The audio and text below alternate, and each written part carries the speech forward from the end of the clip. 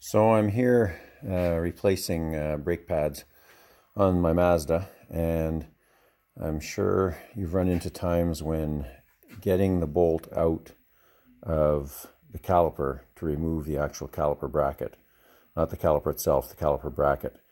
With a 1/2 inch wrench, it's a pain every, like a half a turn or third of a turn at a time. Incredibly hard to turn it all the way. You get some rust and then the threads get damaged a bit. Well, here's my solution to fix threads, and it works incredible.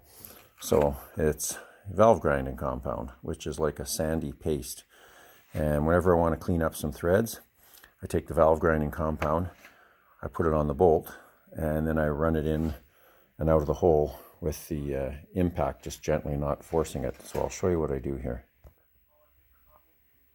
So I've been very liberal with the valve grinding compound. Put it on the bolt and on the end so it gets in the threads. And then I basically put it in the hole and start the threads, and you can feel it grinding. It's sandy. And this bolt, before this, you could only get it in about 3 or 4 threads, and then you had to use the wrench, and it was hard with the wrench all the way. So now we're going to put the gun and just gently slide it in. And it's in and out. And a couple times back and forth.